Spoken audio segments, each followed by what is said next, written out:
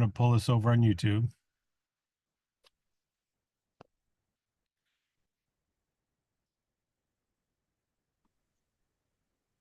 You heading down to Greenville? Welcome, everybody. Welcome, welcome, welcome, welcome, welcome. We're on YouTube, and we are also on Zoom. I'll hit the record to the cloud. All right, we're recording, and we're on YouTube. Welcome, everybody. Excited to cover today's information. Team building tip. I just pulled in to charge my car here, so I figure it's a good time to do a Zoom, and let's see if I can finish before the car is done charging. It was empty, so it's probably got 25 minutes of charging or 20 minutes to do, but we'll see what we can do. Hey, listen, team building tip 2-4-25. This is team building tip leverage. That's what I want to talk about, but this is where your business model and the fact that you can build a team gives you something that you just can't have outside of a team. You know, in business, it's called inputs and outputs. If you ask somebody to gauge their business, any consultant would say, well, let's look at your inputs that create the outputs. What are your inputs that you have to put in to create the output? Sales calls, phone calls, customers walk in your restaurant. What are the inputs to create the output? You know, are you advertising? How many phone calls are you making? How many conversations are you having? So if you know that for every, like I always say, for every 40 business owner conversations you have where they're engaged with you, what you're doing, you probably get an application, unless you're not doing it real well, or unless you're not relating with the person, unless you're not doing it local, unless you're using things that people put their hands up and say, no, not interested, unless you're coming across as salesy. You know, there's effectiveness, right? You know, I'm not a very good cook. When I'm cooking on the barbecue, I don't know if my chicken's done or not till I pull out a knife and fork and cut into it. I don't have enough experience. Sometimes I burn it, sometimes it's raw. We've had to microwave David's barbecue many times because we take it off before it's cooked. So that doesn't mean barbecuing doesn't work. That means I don't know yet how to barbecue. Right? Sometimes I just get it right. It's a barbecue. Well, guess what? Some of you are making calls. You're doing it more and more, but you're doing it incorrectly. Or you're approaching people the same way, expecting it to be different, and it's not different. And you're not necessarily following the training. We always say identify with them at the very beginning. You know, you don't know me directly, but I just saw your truck. Or you don't know me directly, but I was referred to you by. You don't know me directly, but I just saw your card at. You don't know me directly, but we're also chamber members. You don't know me directly, but you have to relate with them. If you don't relate with them, it's like, bye. Telemarketer, bye. You may get some yeses, but we say relate with every call. And I listen to people call, they don't relate. It's like, I don't know what part of that is the hardest to understand, but to not do it means you want to waste time. To not do it means you want to waste time. Input equals output. So proper inputs will give you good outputs. Well, why am I saying all this? Because if you know that for every 40 business owner conversations, you should get an application, for every 80, you should get a funding then, because 1 out of 2 should fund. Then to make more money, you got to increase your input. You got to increase the conversations, right? And you go, man, I should be having 100, 200 conversations a day or 400, 500 a day. And it starts to get very difficult to manage that over a long period of time. So David Allen Capital said, hey, I understand. I don't want to have 400 conversations a day, but yet I want to make 40 grand a month. I don't want to have 800 conversations a day, but I want to make 100 grand a month. So let's build a compensation plan that has something built into it called leverage input. So right now we have about, I don't know the exact number. Let's just say it's 300 applications a day. I'm not talking to those people, but yet I've got 300 applications coming in a day in my company that I started, just me in my basement with $100. And there's 300 applications a day. Why? Because it's leverage. So your ability to build a team and to build it for free gives you leverage, because every person you recruit, you make, let's just say 25%, you make 10 to 50, but you make 25% of what they make, or just call it 1% of the funding. So for every person you recruit, you don't make 4%, but you make 1% about on average. So if you recruit 10 people and they all have 10 conversations a day, your company is having 100 conversations a day. You're not, but your company is. Now you make a smaller margin, but you have leverage of activity. If those 10 all recruit 10 and they're all having 10, now you got 100 agents on your second level, 10 on your first. And if they're all having 10 conversations a day, you're having 1,000 conversations a day. Is it okay that you only make 0.25% or 0.5% of the fundings? You got 1,000 conversations a day. And if those 10 all refer 10, now you have 10,000 agents on your third level. Now, obviously, it doesn't grow this way, but I've got over 70,000 agents in my team. And I started with just me. And maybe there's only 7,500 who are active.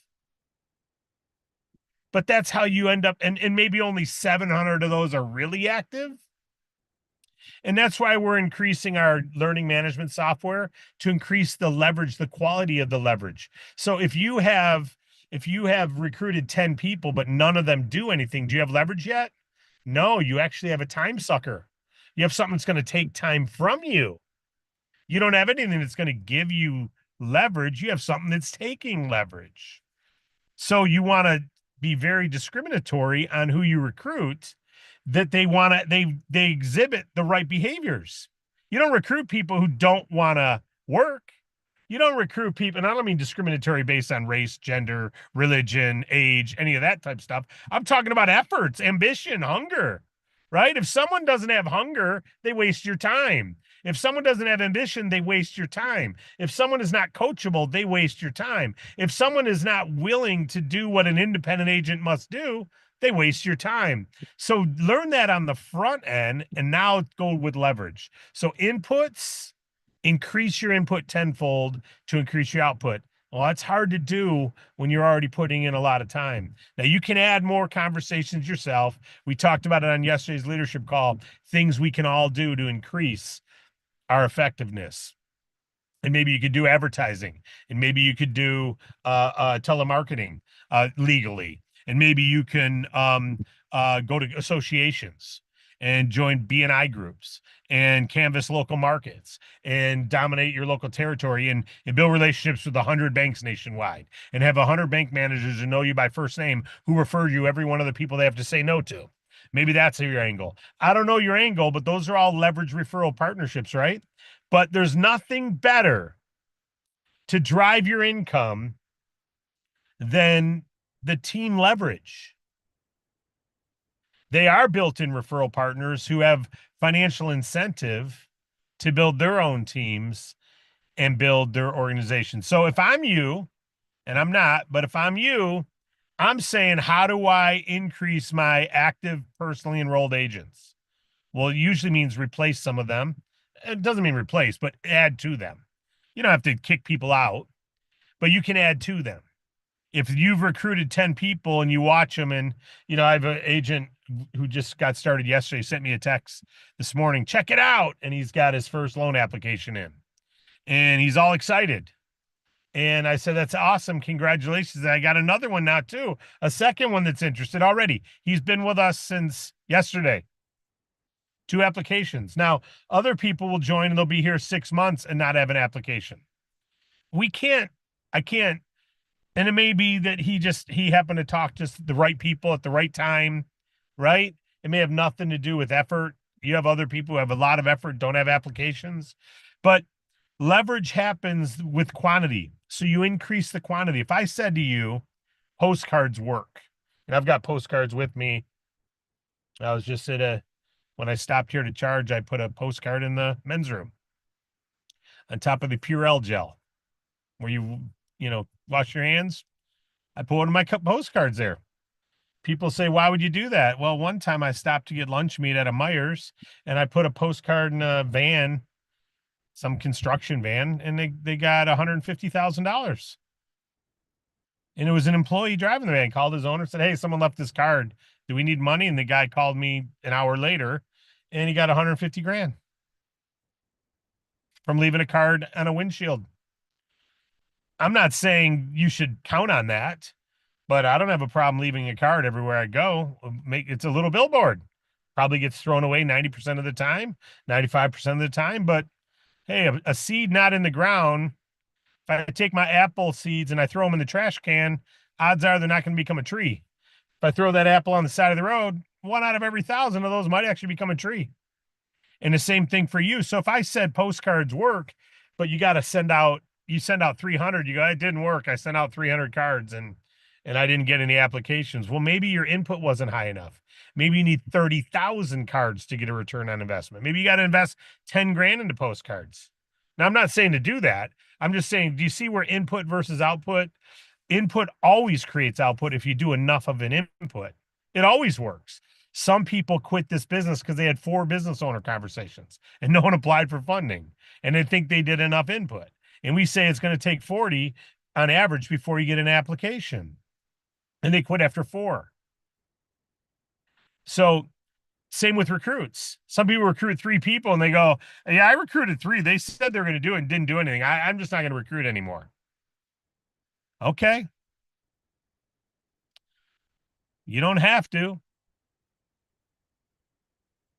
But I got a client last month, renewal, and I made 3 times as much in overrides. And most of the people I've recruited have done nothing. But I'm not concerned about most. I'm concerned about the ones who do something. And they build a team who does do something, right? Most people don't do anything they put their minds to. So don't stop because you recruited 3 and they didn't do anything. They're not losing money here. If they had to spend 5 grand and you made 3 of that 5 and you're feeling guilty because you made 9 grand on 3 friends putting in 5 grand, I get it. I know that because I live that.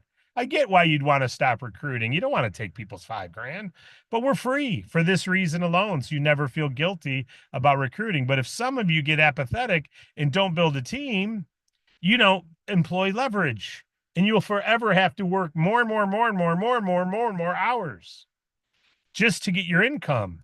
If you want to make $250,000 a year here, just by getting clients, you're going to have to get a lot of clients. You can do it, but it's a lot easier to hit the RVP rank and make $250,000 in overrides.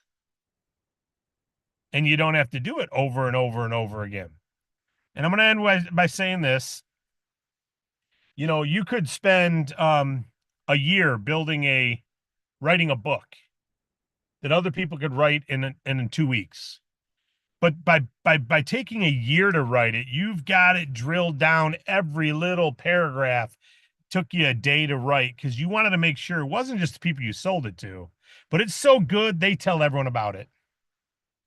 It's so good they tell everyone they know about it, and you get the 2nd level referrals and 3rd and 4th. You get viral referrals because you took a year to write the book. You made a remarkable product. It wasn't just good to who you promote it to. It promotes itself. It's so remarkable. But it may take you a year. It's a lot of input of time. Well, guess what? It may take you a year to find your 10. And you may have to recruit 5 people a month for a year and have 60 you've recruited before you find your 10.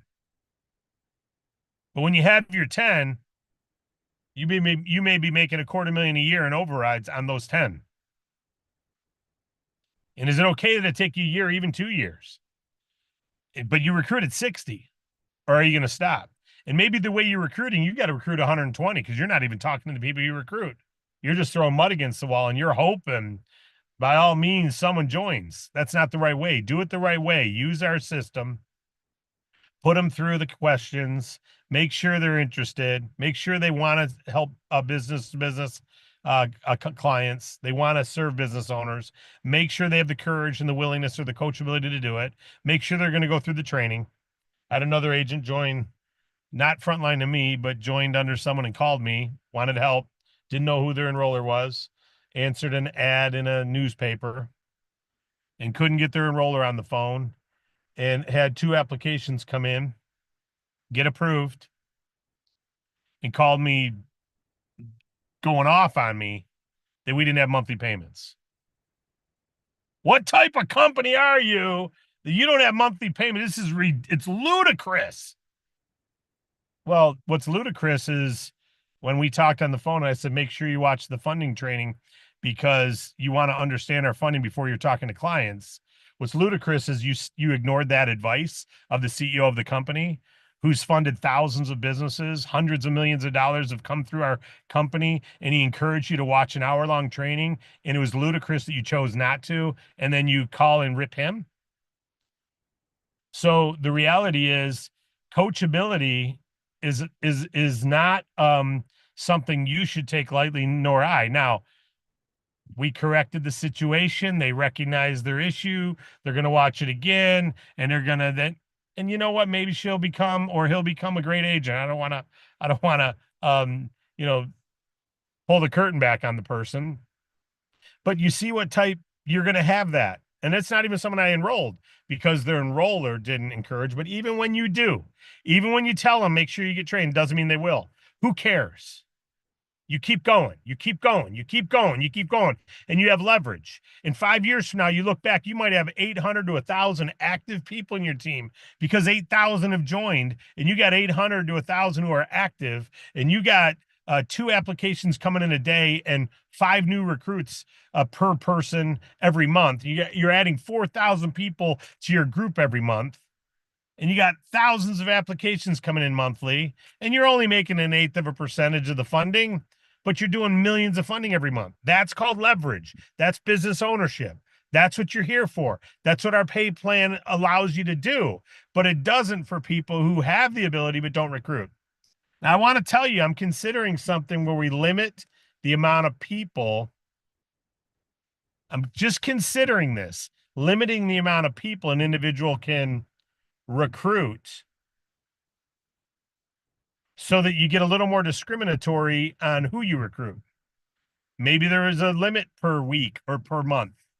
Just considering it. Maybe you can only recruit 3 a week.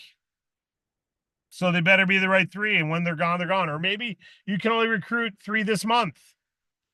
Maybe you can only recruit, we only allow 1,000 reps to join our business this month. And if you get 50 of them, great, good for you. I don't know. I'm just considering how to create a little more of a reason for people to recruit quality, not just quantity. Because I'm seeing it all around. People who recruit quality do very well. People who recruit quantity stumble into a deal once in a while, but those people usually leave. There's no culture they're a part of. So all of you have the opportunity to employ leverage where you can have 1,000 inputs of applications a day without having to talk to them all yourself. But you got to build the team. Got to build the team. That's all I want to talk about today. Leverage. It's on your side. Upline referral script. Check it out. 3-way calls. Check it out. It's how you help a person move forward. I'll end with this quote. I'm not fearless. I don't stand here fearless as I look at the road ahead of me. I stand here fearless because I look at the road behind me. It came from the Matrix, something along those lines. And what that means is what? You've gone through so much. You've already experienced so much. The road ahead is not scary. If you're scared about making calls to business owners, you just have not made enough calls. The road behind you isn't done yet. You haven't paved that road yet. You haven't traveled the road yet. You're still concerned about how you might be received in the marketplace because you haven't traveled the path yet. Start traveling the path. Travel the path. Travel the path. The business owners travel the paths of recruiting. I've recruited people who've gone on to make $100 million in this industry. I've recruited people who've gone on to make 0. A lot more have made 0. I've recruited people make 100 grand a year and still do, and you wouldn't even know their names, and they're living a great life, but they're not tops of companies. They're just average 100 grand a year people, and their residual income. I know people right now, I could name many people making 70,000 a year and haven't talked to a customer or an agent in 6 years. It makes 70 grand a year in overrides. And people that I've recruited or people in my teams. And you know what? When you have that, you don't fear the road ahead of what if that next recruit doesn't do anything. You don't fear the road ahead because you're looking back at all the success that you've created and you've played a part, the butterfly effect. Start having more conversations with business owners and have more conversations with agents. This is a team building tip. Build your leverage, build your leverage, build your leverage. Some will, some won't. So what? It's not your responsibility to make sure they're successful. It's your responsibility to be their tour guide, make sure that you see the trainings, make sure they understand, and make sure you're there to help them with three-way calls, conference calls with the client, conference calls with new agent. Make sure you're there to support them. And as long as you're doing that, you're going to have a leverage team that grows depth away from you. I'm going to check the comments here, and then we're done. My car has been charged for a while.